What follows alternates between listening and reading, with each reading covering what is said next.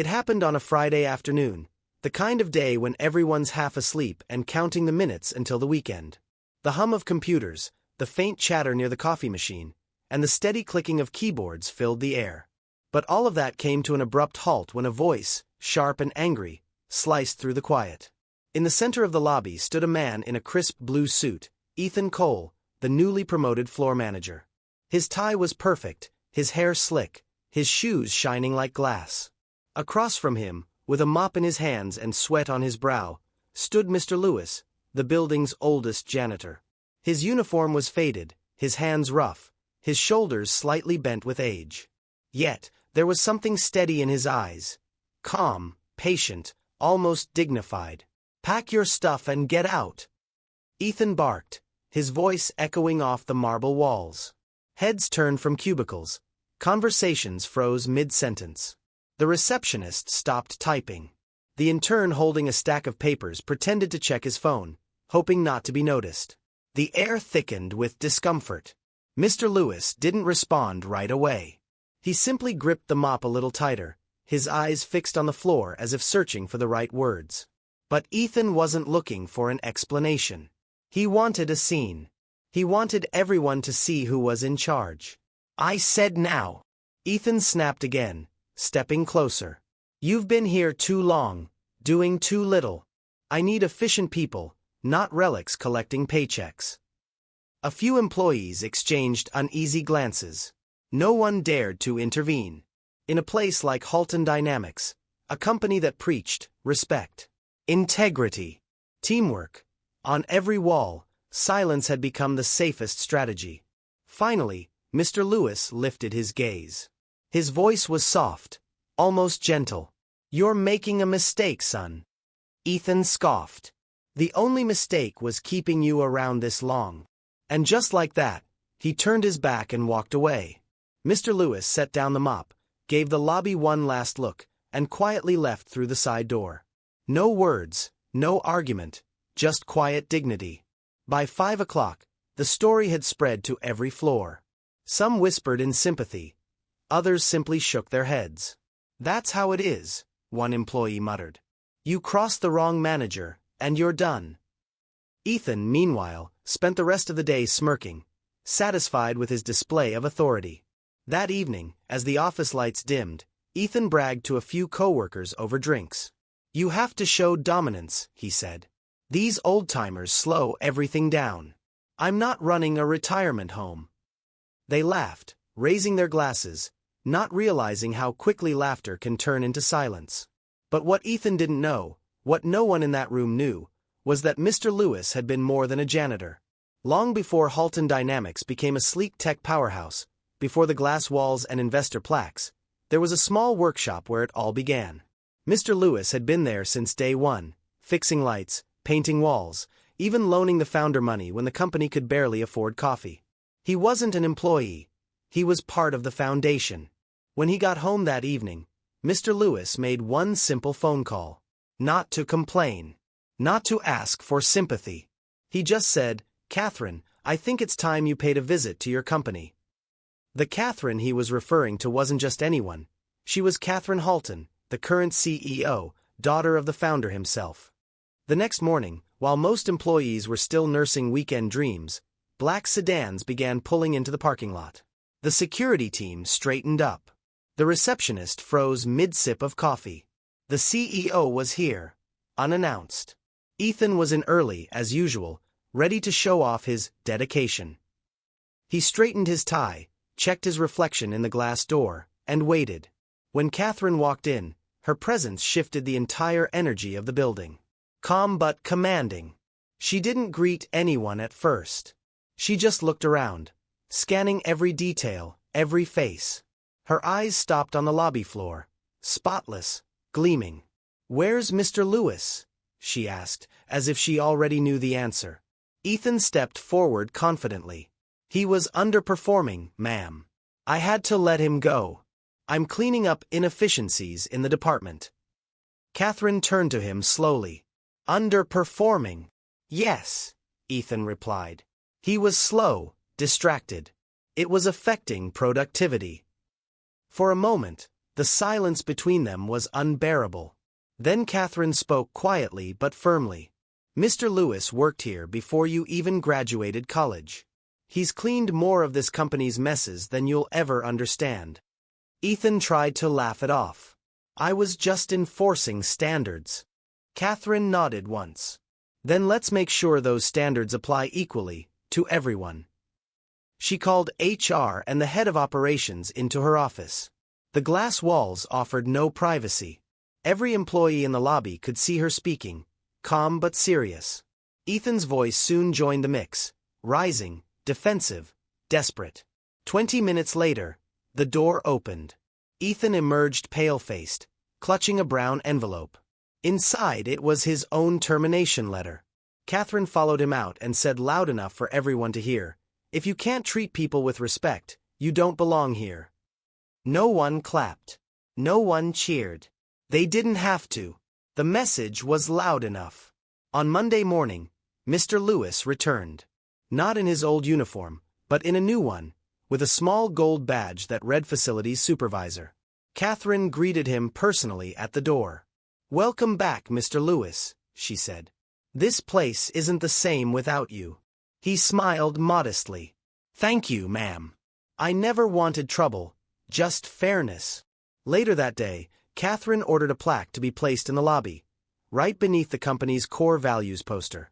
It read, "Respect is earned by how you treat those who can't do anything for you." From that day on, no one forgot what happened in that lobby. New employees were told the story not as gossip, but as a lesson. Because in the end, authority can make people listen, but only character can make them respect you. The company, Halton Dynamics, was one of those sleek, glass-walled firms that loved to talk about culture and values. Every hallway had a glossy poster with words like respect, integrity, teamwork, printed in bold letters. The kind of words that looked good on a website but didn't always live inside the people who worked there. The newest name on the management board was Ethan Cole. Young, ambitious, and obsessed with control. His promotion had come just a few months ago, and ever since, he walked the halls like he owned them. To him, authority wasn't just a responsibility, it was a performance. He liked to be seen giving orders, correcting mistakes, and reminding people who the boss was. Then there was Mr. Lewis, the janitor. A quiet man in his late 50s with calloused hands and a gentle smile. He'd worked there for over 20 years, long before the company became the modern success it was. He wasn't the type to draw attention, but everyone knew him. He remembered birthdays, stayed late when others rushed home, and had a way of making the place feel human. That Friday started like any other. The office buzzed with anticipation for the weekend. Small talk, half-done reports, and glances at the clock. Ethan had a big meeting scheduled with regional partners at 2, and he wanted everything to be perfect. But just before the meeting, someone spilled a cup of coffee in the conference area. It wasn't a big deal, just a dark stain spreading across the floor tiles. Mr. Lewis arrived within minutes, pushing his cleaning cart, carrying his mop like it was an extension of himself. He bent slowly, working the stain in quiet concentration. His movements were careful, deliberate, his joints stiff from years of repetitive work. Ethan appeared in the doorway, his face already tight with irritation. "What's taking so long?" he demanded. "We have people coming in 5 minutes." Mr. Lewis didn't look up immediately. He pressed the mop into the floor, trying to soak up the last of the spill. His fingers trembled slightly, not from fear, but from the arthritis that had crept in over time. He said nothing, hoping the silence would pass and the moment would fade. But to Ethan, silence wasn't patience. It was defiance. "I asked you a question." Ethan's voice rose, drawing the attention of the employees nearby. The receptionist turned in her chair. 2 interns at the corner desk froze. The visiting clients, standing near the glass wall, exchanged uncomfortable glances. Still, Mr. Lewis kept his composure. "I'm just making sure it's dry," he said quietly. "Making sure it's dry?" Ethan repeated, his tone dripping with mockery. "This is basic work. You've been here for decades and can't even clean a floor on time." A few people winced. They'd seen Ethan's temper before, but never this public, never this personal. Mr. Lewis straightened up slowly, the mop still in his hand. His face was calm, not angry. "I'm doing my job the best I can, sir," he said softly. Ethan took a step closer, his voice echoing across the lobby. "The best you can isn't good enough. You're slowing everyone down. Maybe it's time you stop wasting company resources." The words stung more than the tone. Mr. Lewis had given half his life to that building. He'd worked through renovations, layoffs, and even power outages when others stayed home. He'd seen managers come and go, each one convinced they were changing the world. He'd never imagined being humiliated like this. Not here, not in front of everyone. "Pack your things," Ethan snapped. "You're done here. Clean out your locker and leave your ID with security." For a long moment, no one moved. The entire floor had gone silent. The hum of printers, the tapping of keyboards, it all stopped. It was the kind of silence that comes right before a storm or right after something irreversible. Mr. Lewis looked at him, not with anger, but with something deeper, sadder. "You're making a mistake, son," he said. His voice was steady, almost too calm for the situation. Ethan smirked. "The only mistake was keeping you around this long." And just like that, it was done. The janitor set his mop aside, straightened his back, and walked toward the door. No one dared to speak. The receptionist lowered her eyes. The interns looked down at their desks. The clients awkwardly pretended to check their phones. As Mr. Lewis reached the exit, he turned once more, his gaze sweeping across the place he'd spent 2 decades caring for. Then he quietly pushed open the glass door and disappeared into the afternoon sunlight. When the door closed behind him, the tension in the air didn't lift, it thickened. People looked at Ethan, but no one said a word. He stood there for a moment, adjusting his tie, pretending not to notice the unease around him. To him, this was leadership, swift, decisive, in control. He walked away from the lobby with his chin high, unaware that half the office had just lost a little respect for him.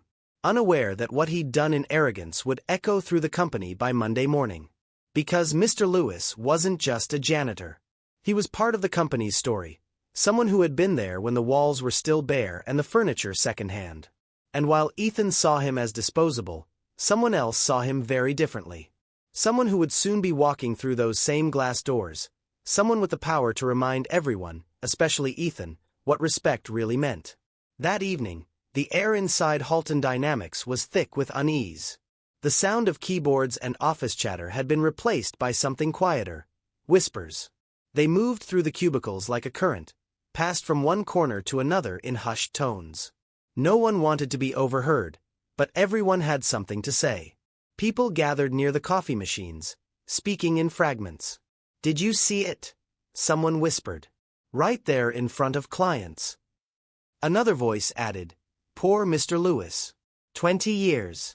Just like that." No one spoke Ethan's name loudly, but his shadow lingered in every sentence. In his glass office upstairs, Ethan Cole leaned back in his chair, still feeling the rush of power. He believed he had done the right thing, made an example. In his mind, leadership was about control. Weakness had no place in his version of the company. When the janitor walked out, he told himself it was progress, a symbol of a new, tougher Halton Dynamics. By 7 p.m., most of the staff had gone home, but a few remained, still shaken. A longtime employee named Carla stared at the empty janitor's closet down the hall. The shelves were neatly stacked. His cleaning cart was missing. Everything was spotless, just like he had left it. She felt an ache in her chest. People like Mr. Lewis didn't make headlines or get bonuses, but they were the quiet heartbeat of the place. Meanwhile, Ethan wasn't thinking about Mr. Lewis anymore. He was out at a nearby bar with a few other managers, a glass of whiskey in hand. The music was loud, but his voice was louder. "You should have seen his face," he said with a smug grin. "I'm cleaning out the old trash. The company needs people who move, not people who drag their feet." A few of his colleagues laughed, though uncomfortably. One of them muttered, "You really think that was necessary?" Ethan smirked. "Necessary? It was overdue. We're building a future here, not running a retirement home." He clinked his glass against the table and ordered another round, proud of himself for what he thought was decisive leadership. What Ethan didn't know was that Mr. Lewis hadn't just gone home in silence. He had made one phone call before leaving the building, not to human resources, not to a lawyer, but to someone far more important. Long before Halton Dynamics became the shining tech firm it was now, it had been a small operation run out of a rented warehouse on the edge of town. Back then, there were no glass walls or marble floors, just raw wood, old computers, and a handful of people trying to make something out of nothing. Mr. Lewis had been there from the beginning. Not as an employee, but as a friend. He had known the company's founder, Richard Halton, back when Halton was just a man with a dream and a handful of overdue bills. When the first office roof leaked, it was Lewis who patched it up. When the wiring failed, he fixed it himself. And when payroll came late one winter, it was Lewis who quietly handed Richard a small loan from his own savings, saying only, "Pay me back when you can." Richard never forgot that kindness. And neither did his daughter, Catherine Halton, who had grown up hearing stories about Uncle Lewis, the man who stuck around when everyone else gave up. She remembered visiting the office as a child, watching Mr. Lewis polish the floors while humming to himself.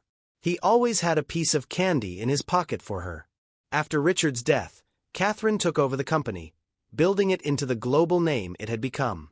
But as the company expanded, she spent less time in the building itself, trusting her executives to uphold the culture her father built. The posters that read, "Respect, Integrity, Teamwork," were her idea, but they were never meant to be decorations. They were meant to be reminders. That night, as Catherine sat in her study, she received a message on her phone. It was from a number she hadn't seen in years. The text was short, just a few words. "Catherine, I think it's time you visit your company again." There was no anger in the message, no demand or accusation. Just calm, simple truth. She read it twice, then put her phone down and stared at the city lights outside her window. She could almost hear her father's voice, the way he used to talk about Lewis. "You'll know good people by the way they treat others," he'd said. "And you'll know good leaders by how they treat those who can't fight back." By midnight, Catherine had made her decision.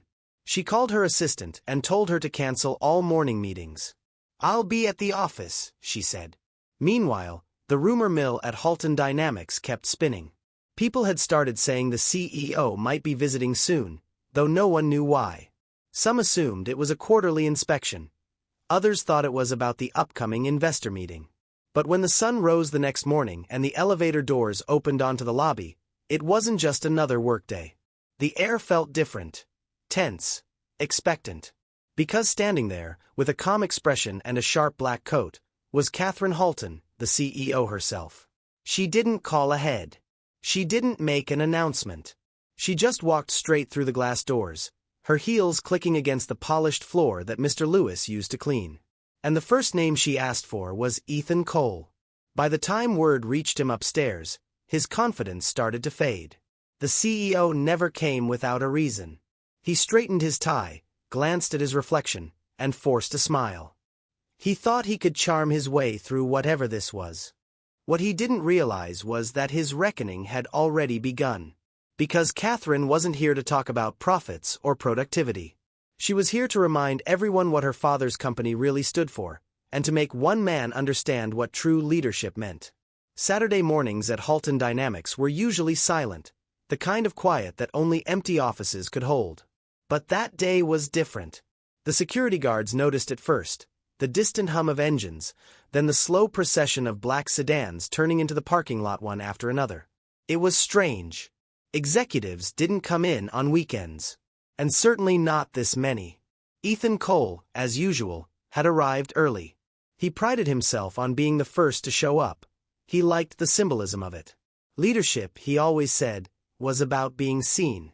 He parked his car close to the entrance and walked briskly through the lobby, coffee in hand, ready to review next week's agenda. But something felt off. The guards at the entrance stood unusually straight. Their radios buzzed with quiet urgency. And then he saw her. A black car door opened, and a woman in a gray tailored suit stepped out.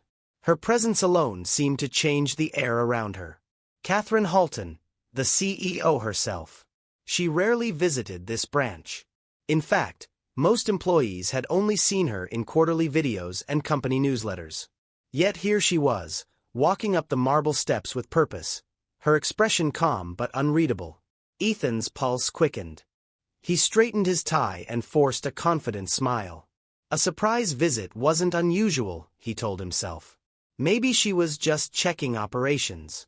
But deep down, a flicker of unease stirred.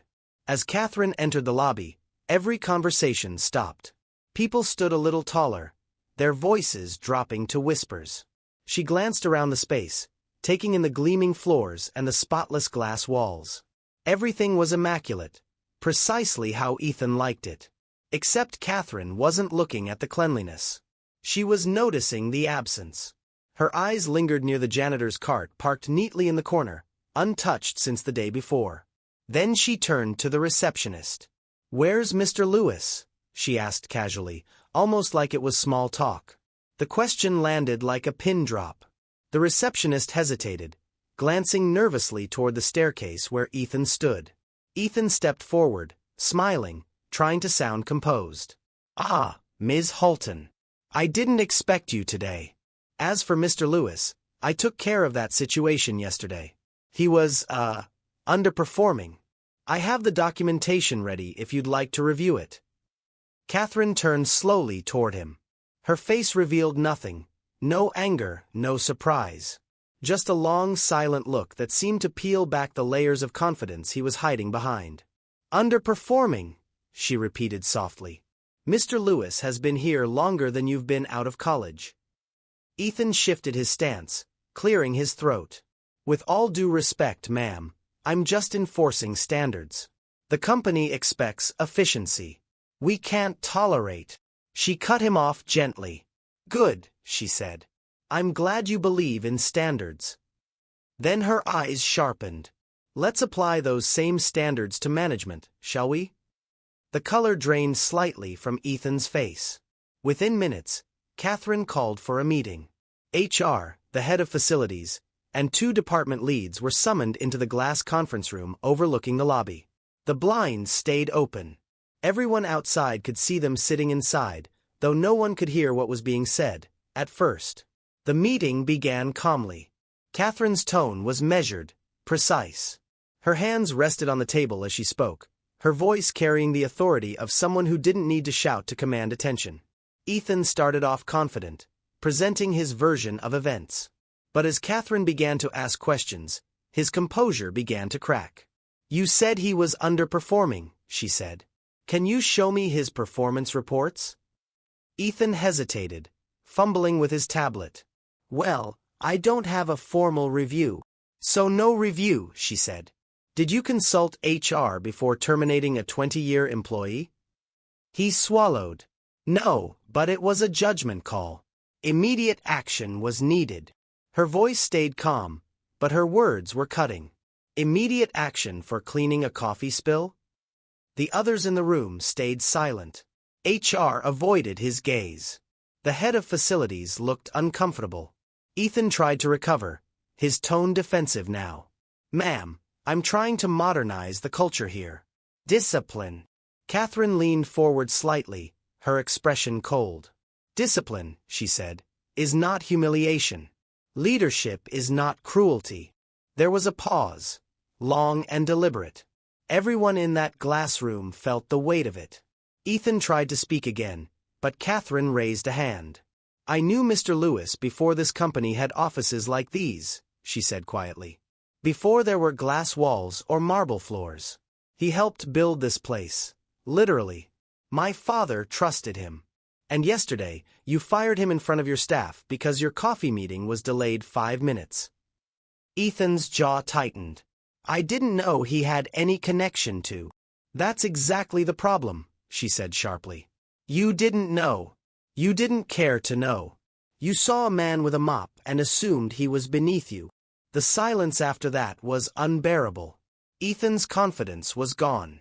He sat frozen, eyes on the table. Catherine stood up, signaling the meeting was over. She nodded to HR. "You'll process his paperwork immediately." A moment later, Ethan walked out of the glass room, his face pale, his steps unsteady. In his hand was a single brown envelope, his own termination letter. The same kind of envelope he had ordered HR to prepare for Mr. Lewis less than 24 hours earlier. Catherine followed him into the lobby. She didn't raise her voice, but she spoke clearly enough for everyone to hear.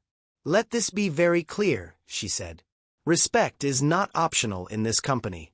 It's not just a word on a poster. It's who we are. And anyone who forgets that doesn't belong here." The staff stood still, watching as Ethan left the building. The sound of the glass doors closing behind him felt final. For the first time in a long while, the office didn't feel like just a place of work. It felt like a place with a heartbeat again. Catherine turned to the receptionist and smiled faintly. "Please have someone call Mr. Lewis," she said. "Tell him I'd like to meet him here on Monday morning." And as she walked back toward the elevators, her reflection gliding across the polished floor he used to clean, it was clear. Halton Dynamics had just remembered what those 3 words on the wall were supposed to mean: respect, integrity, teamwork. Monday morning arrived with an unusual buzz around the office. The kind of quiet anticipation that hummed beneath every whispered conversation.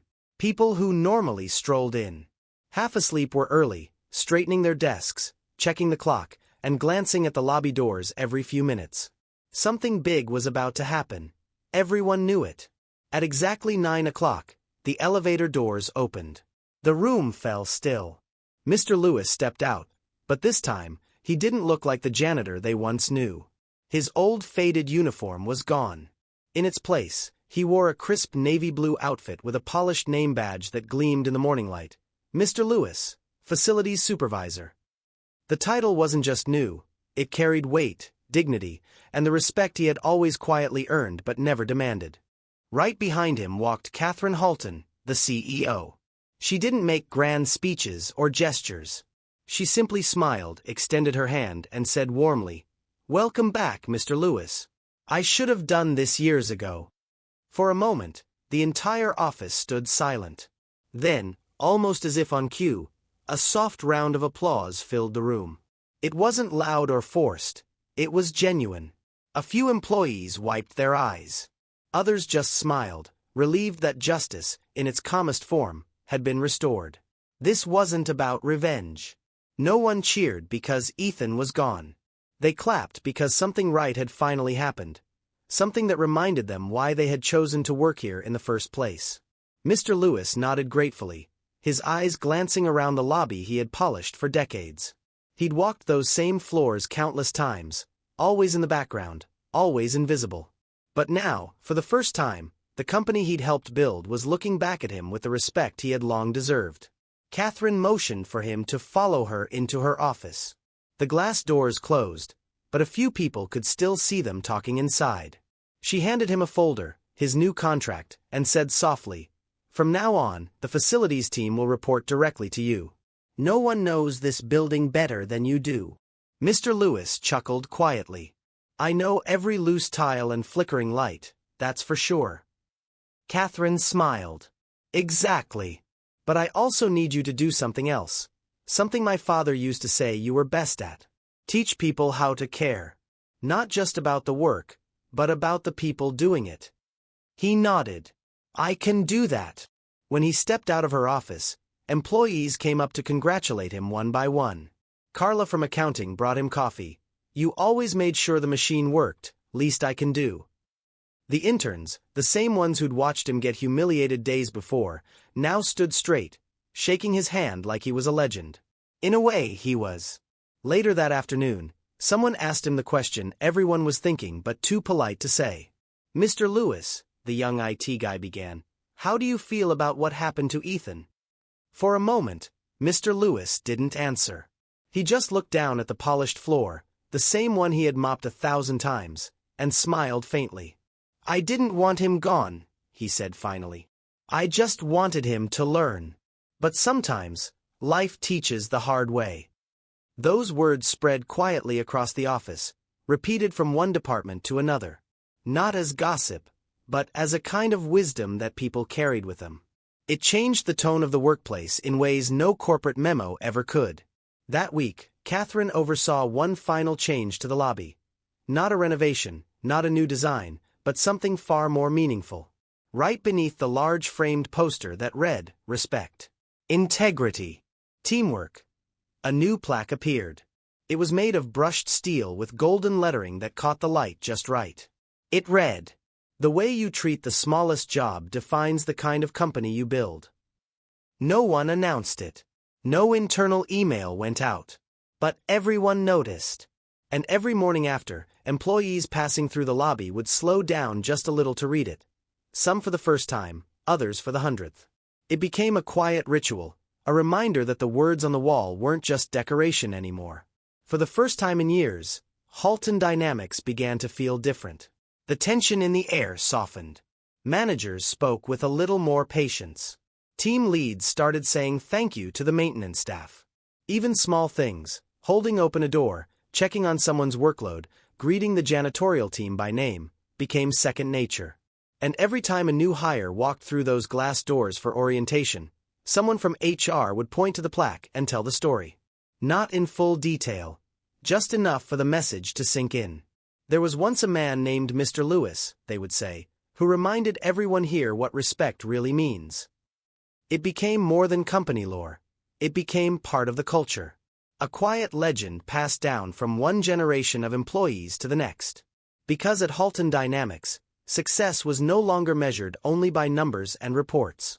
It was measured by how people treated each other, from the CEO to the janitor, from the intern to the manager.